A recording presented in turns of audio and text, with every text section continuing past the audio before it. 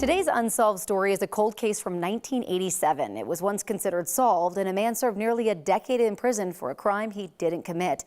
We talked to the lead investigator, who is now retired. She says this is one of the cases that haunts her to this day.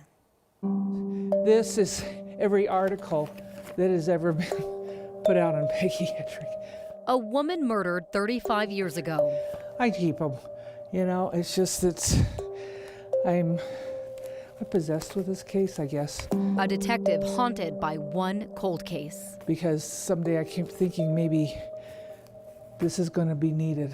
Boxes and boxes of newspaper clippings and investigative work remain in her basement, with the hope that one day this case will be solved. He's still out there. In 1987, Peggy Hettrick was 37 years old. She was on her way home from a bar in Fort Collins when she was stabbed to death. Detective Linda Wheeler-Holloway was one of the first on scene. There was blood in the curb. There was a cigarette butt, I remember, that was laying in the blood. Peggy's body was out in the, about 100 feet out into the field. Police had several people of interest, though one got more attention than the others. I think Fort Collins got so tunnel visioned on Tim Masters. Tim Masters, a 15-year-old kid at the time. 12 years went by while detectives built their case around him. Then, in 1999, Masters was convicted of murder and sentenced to life in prison. Linda says she always doubted he was the killer. It was all very complicated. Then in 2007, after Masters had already served 8 years in prison, DNA is found on Peggy's clothing that didn't belong to him. I had told him clear back then that I thought they were on the right track, and now we had some DNA.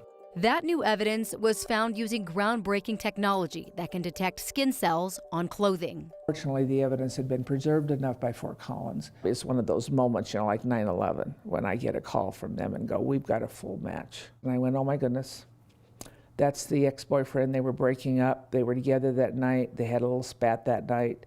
And it's like, they said, "Well, he's on her." And I went, "Oh my goodness." Tim Masters was exonerated. All charges were dropped and he was released from prison. And Peggy's murder was listed unsolved once again. But I feel that there's enough DNA that's not explained in suspicious places. And Linda is convinced she knows who the killer is. I'm very upset that DNA and the fact that there was more DNA that I feel as a homicide investigator is enough for number one, probable cause for an arrest warrant, number two, to take it to trial. Now she hopes she's kept these boxes for all these years for a reason. I'm hoping that people like you in interest of the public will force the hand of the powers that be in law enforcement and reopen this case. I can't put it away because I feel like if it ever died, that there's no chance of justice. After Tim Masters' conviction was vacated, he filed civil lawsuits against the city of Fort Collins and Larimer County. Larimer County agreed to pay Masters $4.1 million. The city of Fort Collins agreed to pay Masters $5.9 million. Masters and Linda Wheeler-Holloway remain close to this day. Coming up at 7:10 over on Channel 20, Kevin Vaughn will join me to discuss this case. He has covered this story extensively over the years, and we'll dive deeper into this cold case. If you missed any of our unsolved stories this week, you can find them all on our website at 9news.com.